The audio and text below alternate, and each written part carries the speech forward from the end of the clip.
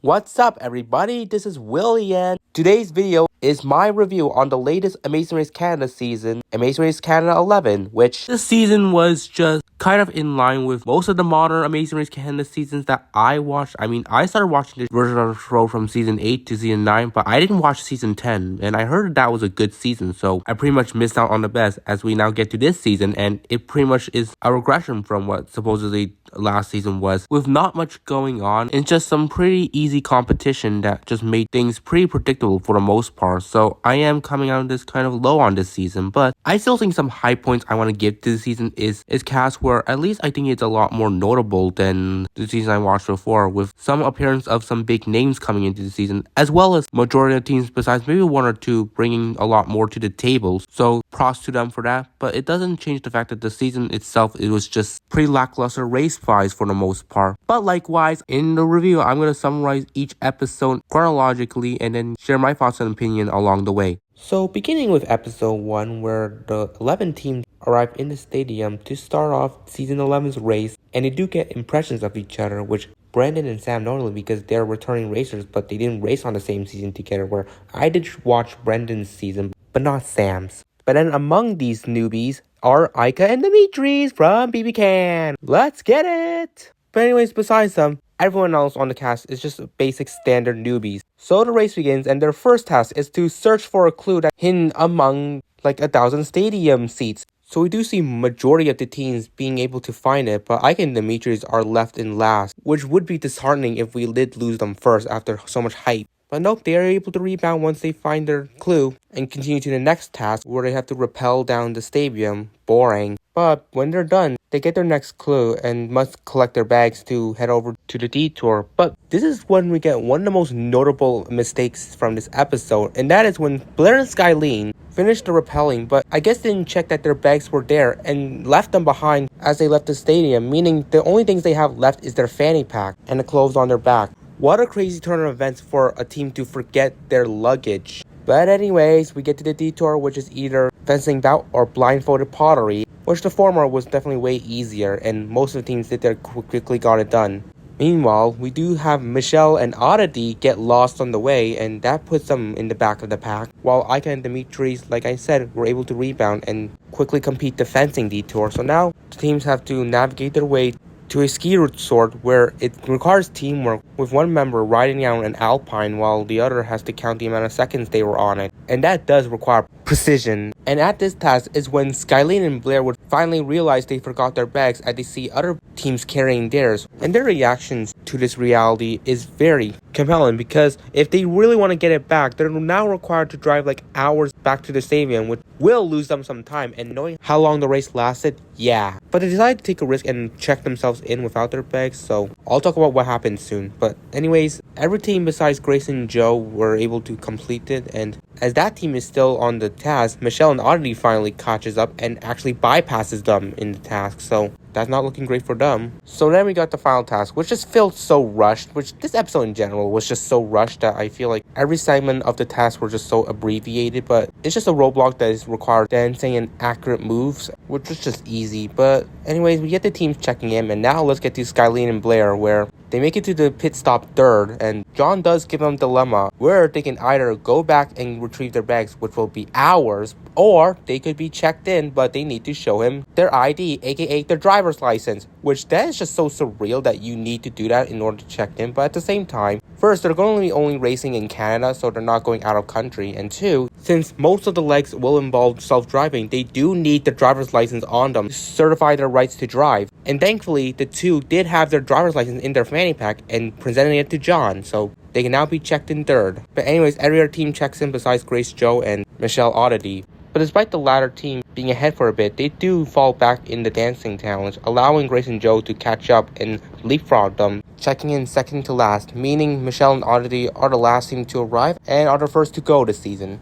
So to the next leg, and there are two bus schedules, and the first few teams to sign in gets on the first bus, while the remaining go on second. And so the first bus arrives in Lake Louise, where teams go to a ski resort where they must chisel ice blocks to get their next clue. But there's also a dilemma. There's express passes available as well if they want to spend more time chiseling the ice. And some teams do take the offer, but by the time they're doing it, the second bus arrives, so they back out. And we do see the teams that get the express pass in the likes of Ozaz and Izosa getting one, which I think greatly favored them for the remainder of this leg, which I'll talk about soon. And then we have Louis and Marie, who retrieved 2. So they're loaded. But anyways, after the ice breaking, we get to the next task, where is a roadblock where some teams must lasso their ropes onto pegs, which was just dull. But we do have Ozaz and Azosa really struggling here a bit, with Azosa taking way too long to the point where he drops his team into the bottom of the pack as everyone on their team completed before him. And even when they're done, it does not help find the fact that they get lost on their way to the next task, which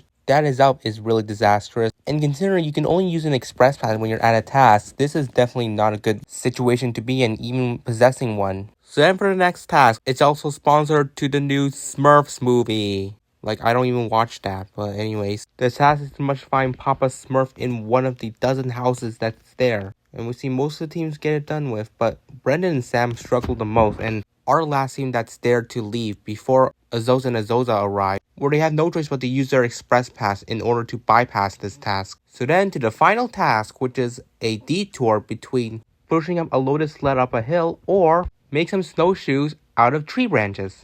Which, I mean, come on. The sledding one is way more preferable. But somehow, Brendan and Sam, seeing other teams do it, decide to try and do the snowshoe detour, which would seal their fate in this leg, as they really struggled to keep up with the time. And during their process, Izez and Azosa arrive and do the sledding detour, and they complete it first before they could even finish theirs, now doing them in last place. And so we get to the pit stop, where it's actually a really nice aesthetic that they had to cross this really high bridge in order to get there. And the only thing is of note is when Maria was just so fearful of heights that Louis had to guide her across, trying to use some comfort words so she can conquer her fear, which is a really nice moment to show how much Louis really cares for his mother. But anyways, it comes down to Azos and Azosa and Brendan and Sam, and unfortunately, the returning team would come in last and be eliminated as a result. Which I should mention that because this show is obviously pre-filmed and there was some sightings involved, I will acknowledge that I was somewhat directly spoiled on the first 2 boots of the season when there was a sighting that showed only 9 teams at an airport, and when the rumored cast list also involved Michelle and Oddity and Brendan and Sam,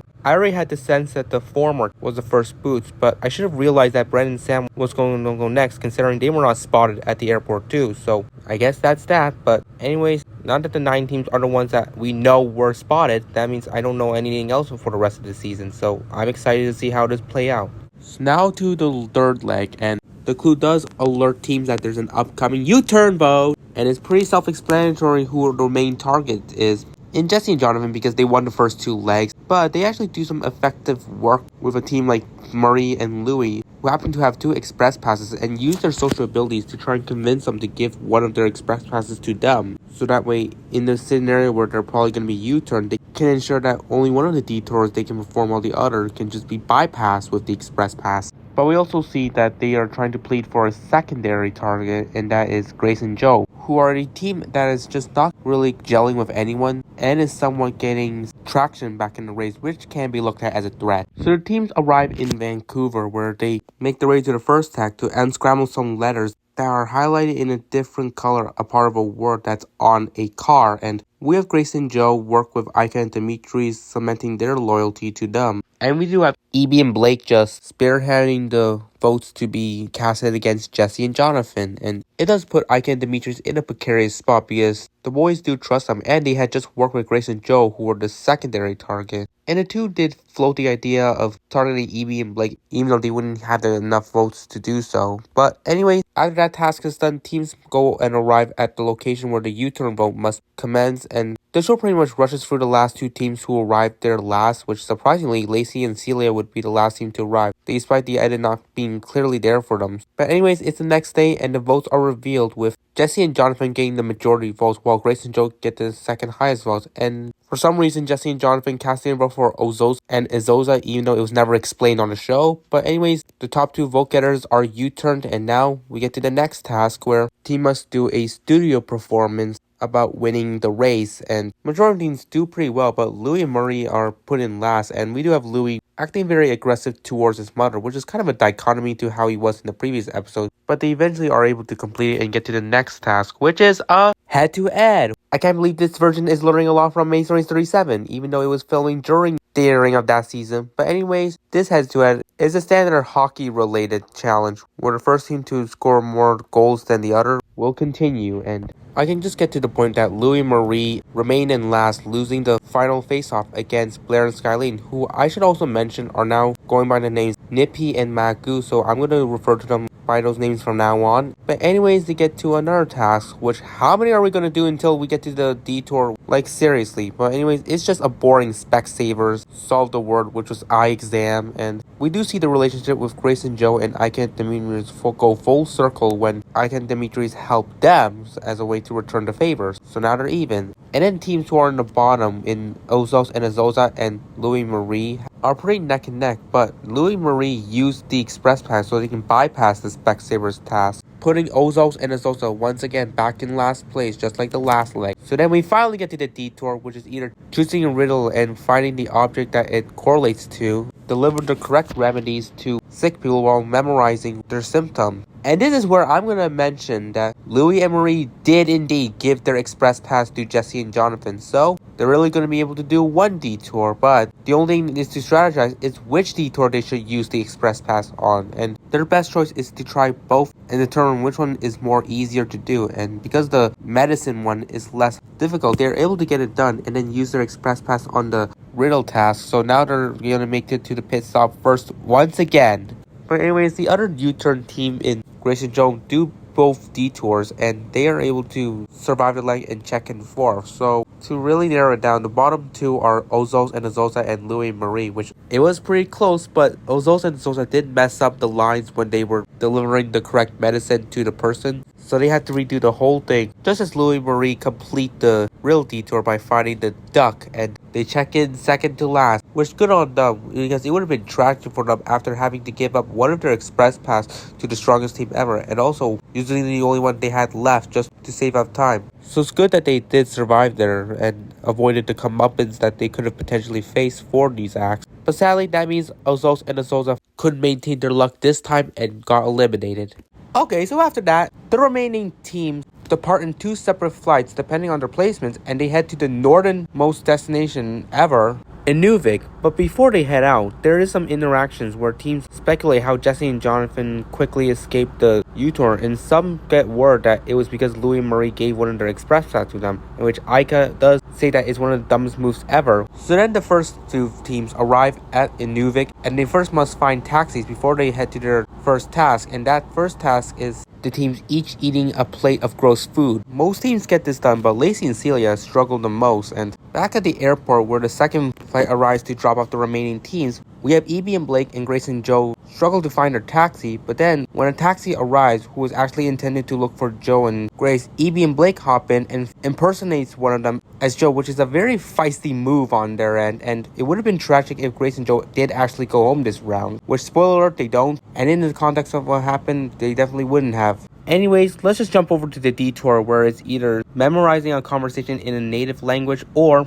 creating 5 toys and delivering them to specific locations, which I mean most teams do the former because it's a lot quicker. But then after that, the teams continue on to a roadblock where they must dog sled around and spot some Arctic animals in the order that they see it. And unsurprisingly, Jesse and Jonathan continue to be at the top of the pack, which is like, okay, they are way too strong. But they do eventually lose their footing at this next task, which is assembling a puzzle that matches a satellite. But here's the catch, the satellite will be moving occasionally, so most of the times it's going to require the team's memories in order to determine how to construct the puzzle. But we see here, most of the teams get it done and are tasked to go on another flight for some reason, which is like, why couldn't it just end on a pit stop there? But anyways, they now travel by plane to Taktoyaktuk, where they have to complete this one task, which is just participating in some northern games. And despite Jesse and Jonathan leading for a bit, even getting a Desjardins assist pass, they somehow struggled, and finally, for once, they did not get first place, and instead, Evie and Blake get it instead.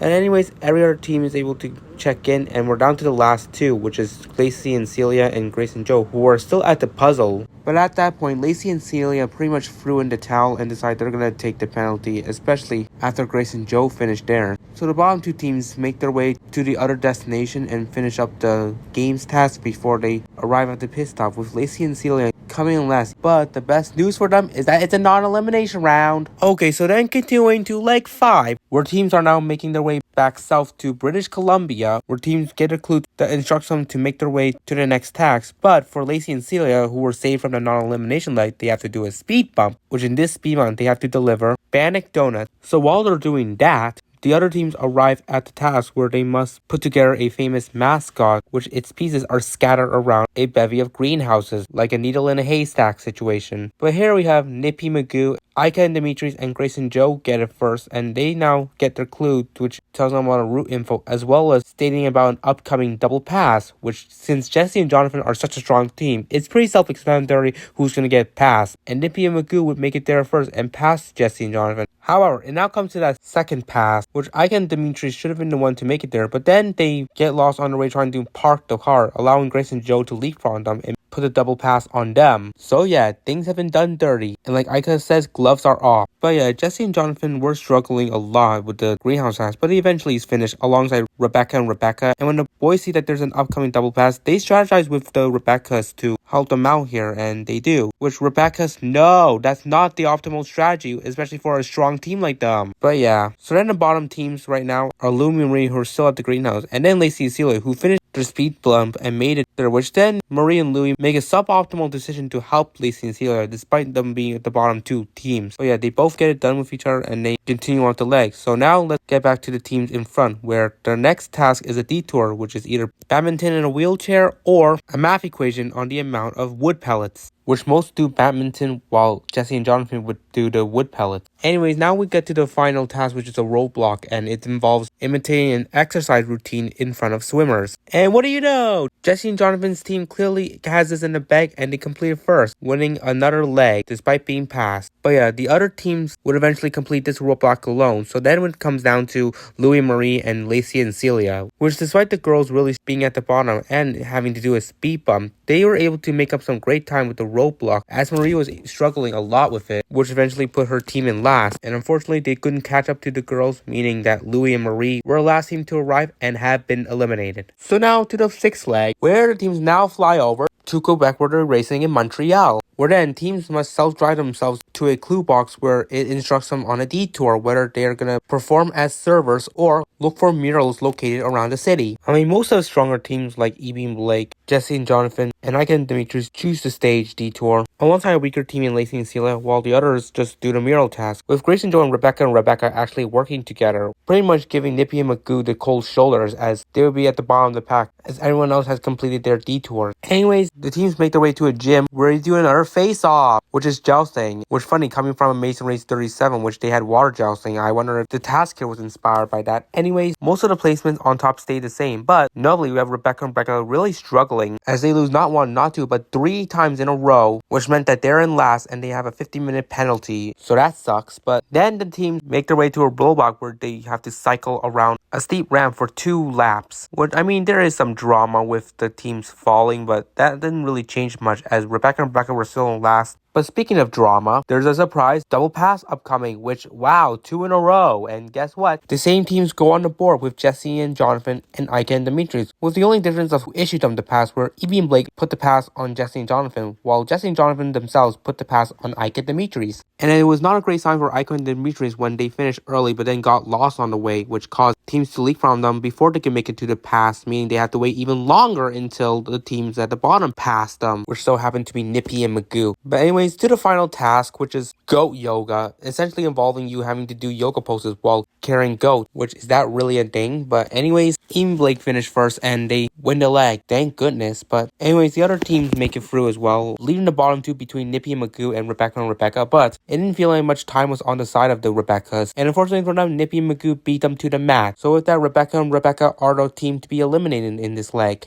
But anyways, moving to leg 7, where teams make their way to Kingston, Ontario, and they arrive at a dome where they have to find 2 tokens that are matching, which is hidden around a bunch of rooms, which I can say more than dozens. But here we do have a lot of strategizing involved with the teams, where basically obviously Jesse and Jonathan are a very strong team, so they're trying to counteract their chances of pulling ahead. And so the strategy here is to find at least one of the tokens that Jesse and Jonathan are possessing and keep it in their possession, so that way they can prevent the boys from continuing until they hand it over to them. So I liked how there's a lot of strategy on paper, but it can also lead to some teams being essentially screwed over in a scenario like Amazing Race 32. But anyways, most of the strategizing didn't really go into full effect, as Jesse and Jonathan would still be among the first few to leave, alongside Evie and Blake, Ike and Demetrius, and Lacey and Celia, and with Nippy and Magoo finishing before Grace and Joe, who are still stuck looking for their token, which they passed by accidentally because a bird startled them. So with that, Nippy and Magoo decided to stay back to help them, which is like, do you not learn from what happened to Louis Marie? Like, this is such suboptimal play, and boy, by the end of the episode, it could have been tragic. But yeah, Nippy and Magoo helped Grace and Joe finish the task, and now they leave to the next task, where teams fly a helicopter and land at an airport, where their next task is to fill out the blank spaces of the numbers found on the helicopters. And again, there's just another one that involved a lot of strategizing, mostly against Jesse and Jonathan, and this time it does work effectively for a bit with 2 teams pulling ahead, but Jesse and Jonathan leave in dirt and try to get ahead of everyone with the assumption of using Jonathan's knowledge of the area, which I wonder if that was going to work. But anyways, we get a very highlighted moment of Ike and Demetrius trying to ask for directions and suddenly encountering a person who is such a diehard fan of theirs, who of course is going to help them with directions. With that alone, I don't know if that's very unprecedented, since normally locals who give directions don't really have any knowledge of who the teams are, but because Ike and Demetrius are obviously famous from BB Can, they do have some reputation coming into the season, and so for that local to also know them, it's just also something wild to see. But yeah, Ike and Demetrius got some great help alongside Lacey and Celia, so the directions worked out and they arrived at the next task, which is essentially having to go around the town to collect ingredients that make Thousand Island sauce. And back with Jesse and Jonathan's story, obviously Jonathan's knowledge did not work out, and now it really put the boys in last. Wow, finally for once they face this adversity. And even the teams up ahead try to work together to keep them in last. And especially when the boys suffer some really unfortunate events like their boat capsizing, they still eventually catch up. And so with that, the leg essentially comes down to a final roadblock that involves dressing up yourself and a donkey that matches with one of the pictures. And we see Joe finish this first, so him and Grace make it to the pit stop first and finally winning a leg. Finally a new team winning. But yeah, the rest of the teams are at the roadblock, with Magoo really struggling, who for some reason couldn't see one of his required accessories on the picture, and even when he does, he couldn't even find it on the table when they were right there. And although Jesse does struggle to find his second bow tie, he eventually does and is able to complete the roadblock before Magoo. So the boys make it to the pit stop and arrive in 5th, meaning Nippy and Magoo are last, and they arrive at the pit stop with such expression of disappointment and sorrow. But John lets them know they could still be a winner and hands them over another clue, meaning this was a keep on racing leg.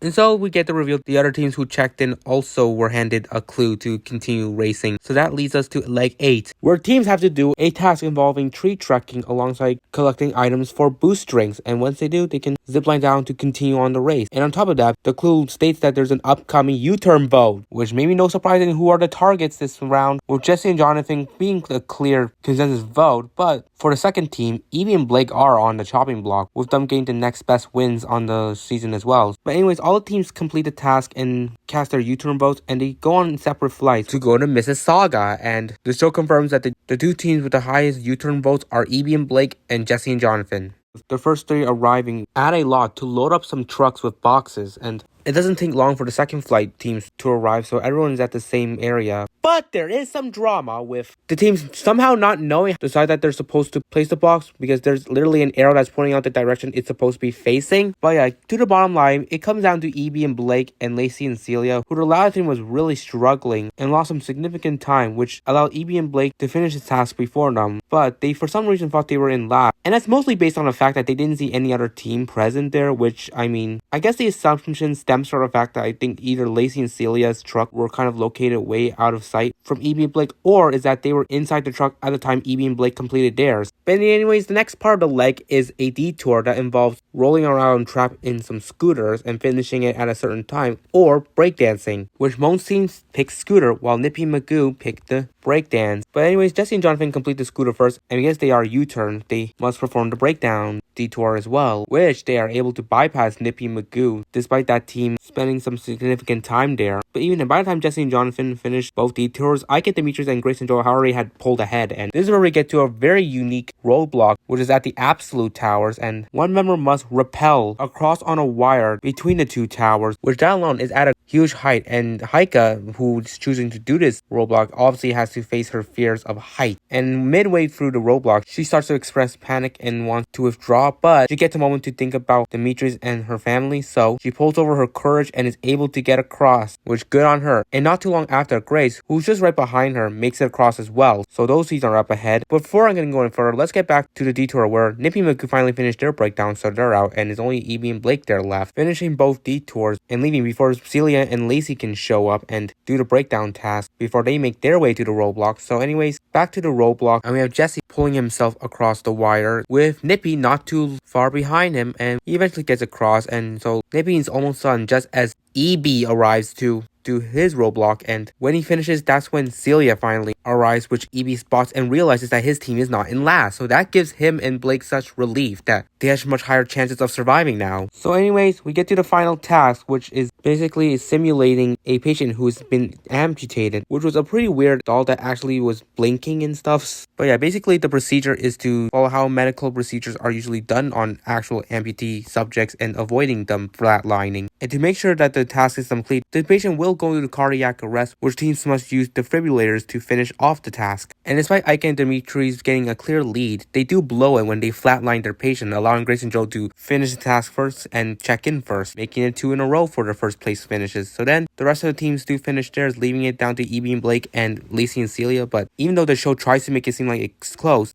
that didn't seem to be the case, as Evie and Blake was really far ahead of Lacey and Celia, and by the time they checked in, before Lacey and Celia, the girls would arrive and they're not there, so yeah, they were certainly way far behind, and unfortunately for Lacey and Celia, their luck finally ran out and they have been eliminated. Anyways, to the 9th and penultimate leg, the Vital 5 teams make their way to Newfoundland, where their first task is at a harbor where they must do a little bit of decoding with some symbol of flags that gives them the clue to their next location. And once again, we see some teams strategizing with each other, but this time it's not even just up against Jesse and Jonathan at this point, they're just all in for each other. So we have teams like Evie and Blake and Nippy and Magoo assist each other, and they end up being the first 2 teams to leave, while the other 3 teams are just stranded looking for answers. But I do have Jesse and Jonathan leave third, and then Ike and Demetrius leave in fourth. But we do humorously have Demetrius tell out the answer to the judge, with Grace and Joe close by them, where they did not solve their answer just yet until Demetrius accidentally spilled it out openly, giving them the knowledge of what the answer is and allowing them to complete the task a lot quicker, which that part alone really annoyed Ika. But anyways, the next task is to deliver 20 fuse bottles and take selfies with those who accept the drink, which I've never tried a fuse drink before in my life. Definitely to take the chance sometime down the road. But anyways, Jesse and Jonathan, despite arriving there, are somehow able to finish it first and get back to the starting point where they're able to sign up for the first bus alongside Nippy and Magoo, meaning the other 3 teams must leave on the second bus. And the show doesn't even bother showing a bus transition as we cut to the bus immediately arriving in Gander, where the first 2 teams encounter a roadblock where a member must jump out of a helicopter and retrieve a clue that's on the water surface before getting pulled back up into the helicopter, which the first 2 do it alright. Then the second bus arrives with the remaining teams, and we notably have Ika doing another heights challenge, which she is a lot more fearful of, but again, she eventually brings the courage to get it done with, so good for her. And anyways, the teams are now tasked to make their way to a control center where they partake in a role as an air traffic controller by using their phraseology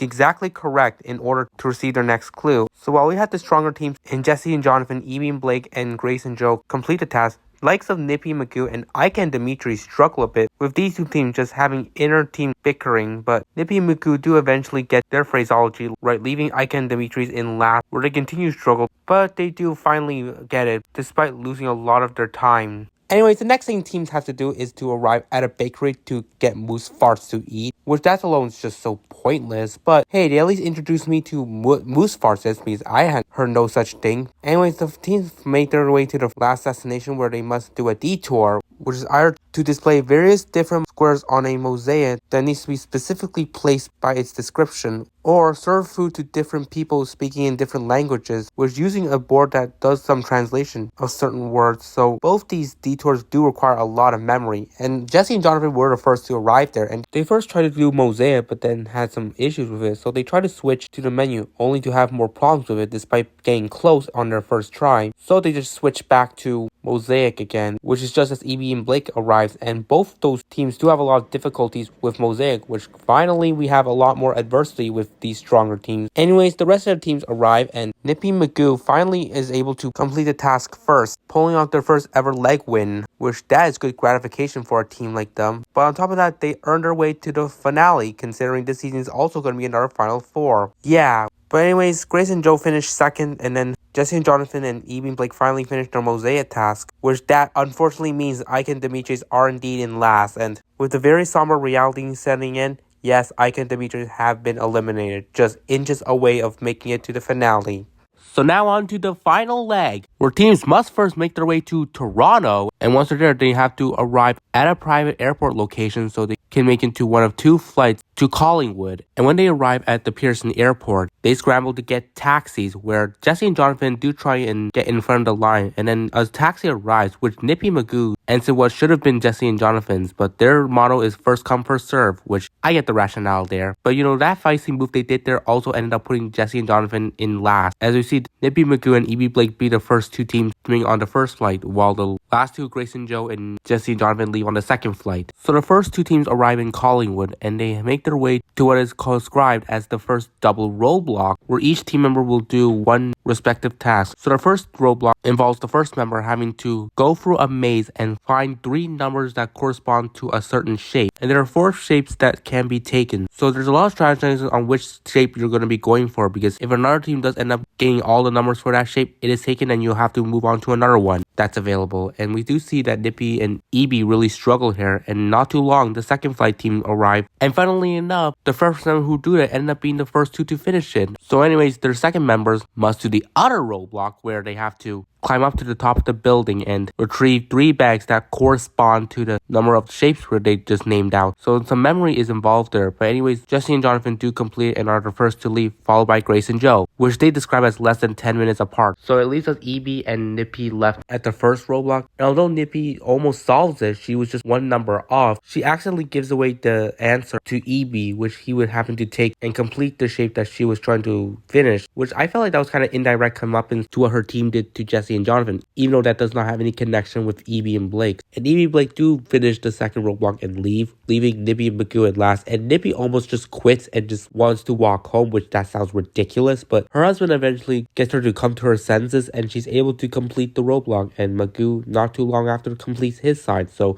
now they can continue. And you know what? The next tasks the teams do don't really change much placements, but I might as well just quickly run through them. So the next thing the teams did was deliver 14 cupcakes and paddle their way to deliver them. Then they had to do some apple bopping and use 8 apples that have a certain sum on it and needing them to add up to 100. And then the teams encounter a roadblock where they have to surf in 1 lap under 24 seconds. And then after that, the final challenge is a memory task, which was a very unique one. I definitely think this was a very solid one with a lot of creativity done to it to make things a lot less easy and more complex, which did stump Jesse and Jonathan and Grace and Joe to a degree. But ultimately, Jesse and Jonathan do solve it first, and they get their clue to the final pit stop, and they arrive first and are officially declared the winners of Amazing Race Canada, which good on them. And then Grace and Joe arrive, coming in second. And then lastly, we have Evie and Blake, and then Nippy Magoo arrive, which they didn't even bother showing them completing the final memory task. But yeah, that is the end of the season. That's the season for you guys. And with my final thoughts, it's just one that kind of bored me in terms of race-wise, where I just think it was just underwhelming how easy the competition was for certain teams. Which, to be fair, it wasn't an entire straightforward run for them, because they would face a lot of adversity in the back half, which at least made things a lot more interesting. But still, not enough to really make this season hit a true high, and really it just epitomizes most of the issues with recent Amazing Race Canada seasons, aside from season 10, but still, these post-COVID seasons has just not been really notable to me. But you know what, we'll see what they do with the next season, if they're going to be able to finally get back on its footing again. But yeah, that is pretty much my overall opinions on this season of Amazing Race Canada. So that's the season of Amazing Race Canada 11 for you. Now, typically, I don't do these eulogies on each cast/team, since other more normal reality TV YouTubers do this kind of stuff. But you know, with this show not being as highly talked about, I say screw it. You know, I might as well just give my brief thoughts on each team member from boot list wise. So we begin with the first boots in Michelle and Aditi, and they did have some fun moments, especially in the one episode they would have to reappear in. But I don't think they were really poised to do well on the race, especially since they were prone to mistakes. Like even during the stadium task, they had a huge struggle there, on top of a really bad detour. So they aren't really the greatest racers in the world, but I am appreciative with the effort what they brought to the table of entertainment-wise with the short time they had on this season. Next, Brandon and Sam, and they were just fine. Obviously, we know them as the returning team from previous seasons, and yeah, it's cool to see their dynamic and how they would do on The Amazing Race, which unfortunately did not go well for them. As we see, they had a lot of hesitancy with what they were doing and did not seem to work together efficiently enough to avoid being in the back of the pack. And yes, it does kind of suck to lose them this quickly, but at the end of the day, they didn't really do that much to really give an impact on this season as well. Next is Elzaz and Azoza, and I think they were a very endearing team with such an interesting backstory coming into this race. And at first it seemed like they were going to be a strong team doing really well in the first leg, but then they had a disastrous second leg, which they almost went home if they hadn't gone for the express pass. But even then, they couldn't really find their footing in the third leg and ultimately lost by the end. So from that, I feel like they're the kind of team that you would think would do pretty well initially, but then they will ultimately crumble by the end of it relatively quickly. Next is Marie and Louis, and I don't think I even mentioned this yet, but they are actually related to Survivor Quebec player Ghislaine, who, spoiler alert, won season 2 of that series. And so it was pretty cool to see how they would do on a reality show, and they were pretty decent. They definitely made somewhat good TV with some drama that Louis had with his mom, even though it can be a bit icky at points. But outside of the ickiness, there were some really nice moments, especially the part where Louis helped Marie across the high bridge, which was a really nice moment that further emphasized on this mother-son bond. But as racers, they're also not really the greatest in the world, where they're mostly in the middle of the road and can be prone to making very strategic missteps that would ultimately cost them the race. Like giving one of their express pass to a strong team like Jesse and Jonathan proved to be a bit of a fatal mistake on their end. And although they didn't go home on the leg that they gave their express pass, eventually they would go home a few legs later when I feel like an express pass was definitely needed in that spot. So yeah, there's things that I think this team really did that I disagree with, but I did like the relationship that they brought to the table. Then we have Rebecca and Rebecca, who maybe the first team that I talk about who truly just brought absolutely nothing to the table. Like, they were kind of severely under-edited this season, where I didn't really get much out of them when they were on screen, which, to be honest, is kind of a shame because I was kind of interested in them, especially when I saw their preseason intro where they had a really fun story of how they met, especially two people who share the exact same first name, which could have been something fun to emphasize on, but that certainly wasn't the case. So unfortunately, by the end of it, the Rebeccas ended up being kind of a dud this season, just based on how they were edited.